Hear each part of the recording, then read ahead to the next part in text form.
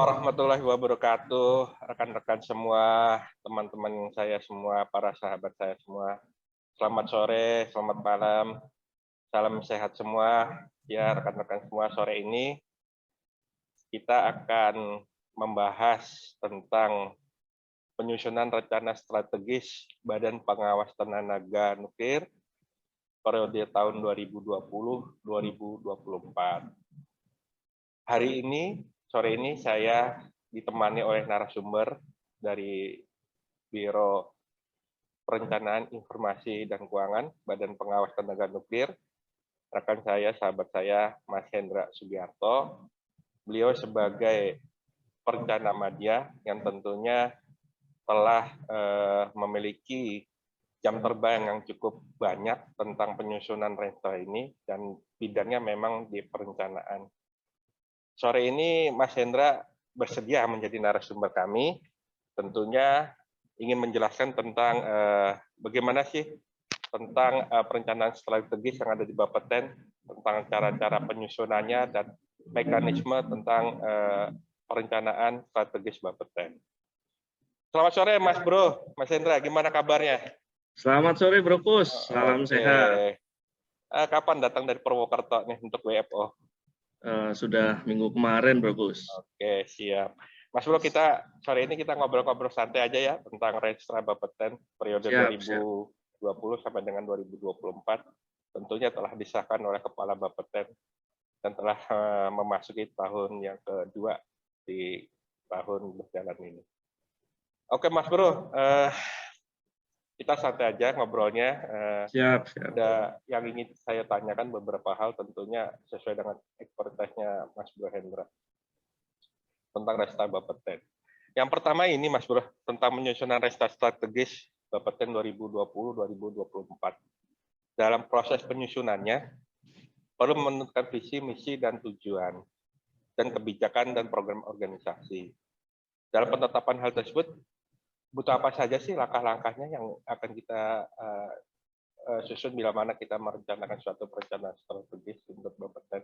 Karena Mas Bro kan tentunya banyak berkecimpung di dunia perencanaan ya, tentunya sudah masuk segala tim, bentuk tim Renstra seperti itu.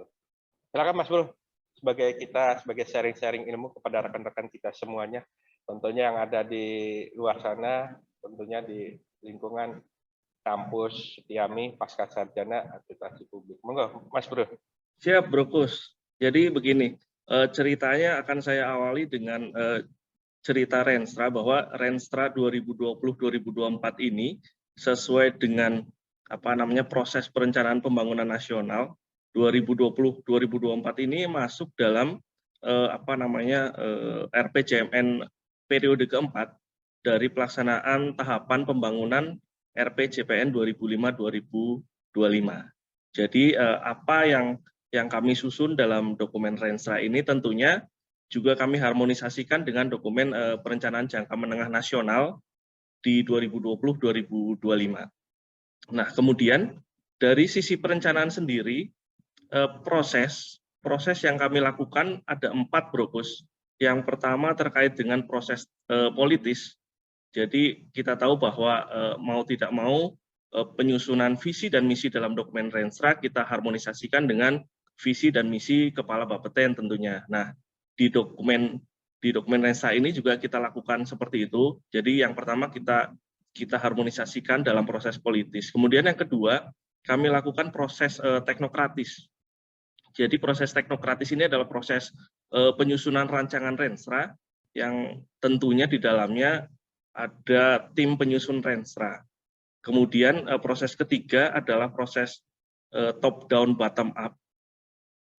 Nah, yang keempat nanti akan kita lakukan proses partisipatif untuk mendapatkan masukan dari stakeholder maupun masukan dari unit-unit terkait, Pak Kus. Kemudian dalam penyusunan Renstra menurut saya yang paling utama, salah satu proses yang paling utama adalah proses teknokratis, karena di dalamnya kami menyusun benar-benar membangun satu kerangka Renstra secara utuh, mulai dari visi sampai ke indikator kinerja. Nah, ada 3 langkah Pak Kus, Bro Kus, yang kami lakukan dalam penyusunan Renstra di tahap di proses teknokratis, yang pertama adalah langkah strategic analisis. Jadi kami melakukan analisis mengenai kondisi, baik kondisi global, regional, nasional, lokal, maupun kondisi internal kami di Bapeten, mengenai isu-isu strategis apa yang kami hadapi di tahun 2020-2025. Nah, dalam proses strategic analisis ini kami menggunakan beberapa tools, metode-metode yang sudah tidak asing lagi di dunia perencanaan. Salah satunya adalah metode analisis SWOT. Kemudian langkah kedua yang kami lakukan adalah strategi formulation, Pak Brokus. Jadi strategi formulation ini kami lakukan untuk menyusun strategi dan kebijakan di Bapeten. Nah, tools yang kami lakukan menggunakan resource base. Jadi apa yang kami miliki, potensi, kekuatan yang kami miliki, kami formulasikan menjadi kekuatan kami di Bapeten selama 2020-2025. Kemudian kami juga melakukan pemetaan terhadap permasalahan yang kami hadapi, yang mungkin nanti kami hadapi di 2020-2025. Kemudian langkah ketiga yang kami lakukan adalah strategi mapping. Jadi pemetaan terhadap strategi dan kebijakan ke dalam struktur organisasi dan jabatan di Bapeten. Nah, untuk langkah yang ketiga ini kami gunakan metode, salah satunya adalah balance scorecard atau BSC. Nah, tool BSC ini menurut kami pandang sebagai tools yang paling lazim digunakan untuk menyusun strategi mapping. Begitu Pak Brokus. Ya, prosesnya panjang Brokus. Baik, soal proses yang demikian panjang tentunya Bapeten memiliki tim dalam penyusunan restart tersebut. Berapa lama sih dalam menyusun restart tersebut tuh? Dan timnya itu terdiri dari siapa aja sih dalam penyusunan restart Bapeten 2020-2024? Kalau boleh kita share informasinya. Ya, Brokus, terima kasih. Jadi untuk menyusun Renstra ini di dalam proses teknokratis, kami di Biro Perencanaan dan Informasi Keuangan tidak sendiri, Brokus. Jadi memang secara tusi di organisasi dan tata kerja di Bapeten, tugas koordinasi penyusunan Renstra merupakan salah satu tugas atau tusi kami di BPIK. Tetapi pada pelaksanaan penyusunannya, kami dibantu oleh rekan-rekan dari Bapeten yang ditunjuk oleh setiap eselon 1, kepala satker, deputi atau sestama. Beliau-beliau menunjuk satu orang perwakilan dari unit kerja di lingkungan satkernya sebagai anggota tim penyusun Renstra. Jadi mungkin kan begini, Bro Gus, ada beberapa hal yang kami di BPIK itu tidak sangat paham, tidak terlalu paham dengan teknik di kenukliran gitu. Tetapi dengan adanya rekan-rekan dari unit kerja ini, kami harapkan masukan terhadap indikator kinerja, target kinerja, sasaran kinerja ini dapat lebih komprehensif dalam dokumen Renstra kami. Kemudian pertanyaan berikutnya adalah berapa lama? Jadi kami menyusun rancangan teknokratis Renstra ini mulai dari 2009, Om Bro Gus. Jadi 2019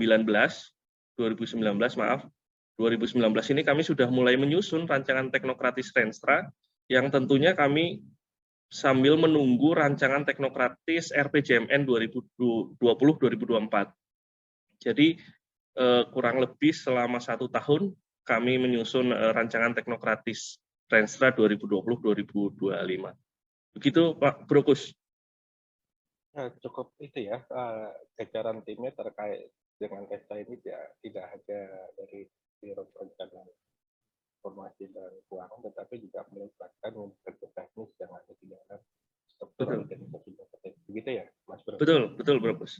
Jadi intinya Renstra itu melibatkan seluruh kerja yang ada di Bapeten tentunya untuk menghasilkan suatu Renstra lembaga. Seperti itu ya, Mas Bro ya. Betul. Dan untuk Renstra Bapeten itu sendiri dalam proses manajemen kita di lingkungan struktural maupun lingkungan fungsional itu berfungsinya apa aja sih, Mas Bro? Seperti Bapeten itu lingkungan manajemen. Ya, terima kasih Brokus. Jadi mungkin Brokus pernah dengar SAKIP ya. Jadi Sistem Akuntabilitas Kinerja Instansi Pemerintah. Jadi dokumen Renstra ini merupakan salah satu dasar pelaksanaan SAKIP di Bapeten. Kemudian yang kedua, dokumen Renstra ini kami gunakan sebagai dasar, sebagai pedoman kami menyusun dokumen perencanaan tahunan. Jadi Renstra ini kan seperti yang tadi sudah saya singgung bahwa Renstra adalah dokumen perencanaan jangka menengah 5 tahunan. Nah, itu kami gunakan sebagai pedoman untuk kami menyusun perencanaan kerja dan kinerja kami tahunan. Mulai dari rencana kinerja tahunan atau RKT, kemudian kami menyusun perjanjian kinerja sampai ke penyusunan perencanaan dan penganggaran tahunan, Bro Gus. Nah, yang terakhir, kami gunakan Renstra itu sebagai dasar pelaksanaan pengendalian dan evaluasi untuk program, kegiatan, dan anggaran di Bapeten. Mungkin seperti itu, Bro Gus. Baik, Mas Surah. Lumayan juga ya dalam penyusunan Renstra itu fungsi dan perannya untuk Betul. untuk kita di jajaran kita. Dan lanjutannya mungkin di dalam Renstra itu terdapat beberapa tujuan strategis dan sasaran strategisnya. Bisa dijelaskan nggak, Bang, Mas Bro, tentang sasaran strategis dan tujuan strategis? Ya, jadi setelah kami rumuskan visi dan misi hasil dari rancangan kami, Bro Gus, tentunya kami juga mengimplementasikan dalam susunan tujuan dan sasaran strategis, Bro Gus. Jadi tujuan strategi sendiri adalah implementasi dari misi yang telah kita rumuskan tadi, dan tujuan ini menunjukkan suatu kondisi yang ingin dicapai oleh organisasi di masa mendatang. Jadi tujuan ini adalah bentuk bahasa bumi gitu, Om Bro Gus. Jadi kita lebih membumikan bahasa misi ke dalam bahasa tujuan strategis. Nah, kemudian tujuan strategi sendiri adalah sesuatu atau apa yang akan dicapai atau dihasilkan Bapeten dalam waktu 1 sampai dengan 5 tahun ke depan. Nah, tujuan strategis ini kami tetapkan mengacu kepada tadi pernyataan visi dan misi lembaga, kemudian kami harmonisasikan juga dengan isu-isu terhadap isu-isu strategis dan analisis strategis, sehingga tujuan strategis yang kami rumuskan ini tidak bersifat kualitatif, Bro Gus, tetapi lebih kepada menunjukkan suatu kondisi yang ingin dicapai Bapeten 5 tahun ke depan, begitu, Bro Gus. Kemudian terkait dengan sasaran strategi sendiri, sasaran strategis ini lebih kepada penjabaran tujuan strategis. Jadi sasaran strategis ini menggambarkan hal-hal yang ingin dicapai Bapeten lebih konkret melalui tindakan-tindakan apa yang akan dilakukan. Begitu, Bro Gus. Oke. Terima kasih banyak, Mas Bro. Cukup panjang lebar juga penjelasan dari Mas Bro Hendra terkait dengan penyusunan Renstra. Tentunya jangka waktu 2020-2024 itu bukan jangka waktu yang pendek, tetapi long time atau jangka yang cukup lama. Nah, tentunya di dalam periode ini yang telah kita berjalan tahun berjalan ini, ada nggak sih evaluasi terhadap Renstra ini sampai dengan 2024 nanti di dari Mas Bro? Ya, begini, Bro Gus. Jadi Renstra ini kan dokumen 5 tahunan. Jadi setidak-tidaknya dalam waktu pelaksanaan jangka periode 5 tahun ini kami melakukan 1 atau 2 kali evaluasi, Bro Gus. Jadi kebetulan di tahun 2022 ini kan 3 tahun pelaksanaan Renstra. Jadi tahun 2022 ini kami merencanakan untuk melakukan evaluasi dan review terhadap dokumen Renstra kami, khususnya terkait dengan sasaran dan indikator kinerja, Bro Gus. Dan lebih lagi kami sampaikan bahwa evaluasi yang kami lakukan juga terhadap target kinerja. Karena kita tahu bahwa sepanjang tahun 2001, 2002, bahkan 2020 ketika kita memasuki masa pandemi gitu ya, Bapeten sendiri mengalami penghematan atau pengalihan atau realokasi anggaran berkali-kali, Bro Gus. Jadi ini juga berdampak pada target kinerja yang telah kami tetapkan di dokumen Renstra. Nah, kebetulan di 2022 ini kami juga sudah mempersiapkan perencanaan baik kegiatan maupun anggaran untuk melakukan review dan evaluasi terhadap dokumen Renstra Bapeten 2020-2025. Jadi kami harapkan nanti mungkin tidak hanya kami sendiri, Bro Kus, jadi kami tetap akan melibatkan tim-tim dari rekan-rekan dari unit kerja untuk melakukan updating terkait dengan data kinerja di Renstra Bapeten. Mungkin seperti itu, Bro Kus. Baik, terima kasih Mas Bro penjelasannya. Tentunya saya ingin bertanya untuk terakhir kali ini di pertemuan kita ini, di kesempatan yang sangat baik ini, jarang bisa berkumpul dengan Mas Bro karena kesibukannya tentunya dalam pekerjaan sehari-harinya di perencanaan. Untuk stakeholder Bapeten, Renstra itu digunakan oleh selain Bapeten itu siapa aja? Mas Bro, Renstra Bapeten ini stakeholdernya itu siapa aja selain Bapeten? Ya, terima kasih Bro Kus. Jadi dokumen Renstra Bapeten ini yang pertama digunakan oleh Bappenas dan Kementerian Keuangan, Bro Kus. Khususnya terkait dengan perencanaan dan penganggaran kami selama 2020, 2024 atau 2025 begitu, Bro Kus. Kemudian selain itu, Renstra ini juga menjadi dasar seperti yang tadi kita bahas bahwa Renstra ini menjadi dasar pelaksanaan SAKIP. Artinya ketika kita melakukan SAKIP itu kan dari proses perencanaan, pelaksanaan, pelaporan, dan evaluasi kinerja. Nah, evaluasi kinerja yang dilakukan oleh Menpan dalam laporan kinerja Bapeten juga nantinya evaluator dari Kemenpan akan melihat data-data kinerja yang ada di Renstra dengan capaian kita di tiap tahunnya, Bro Kus.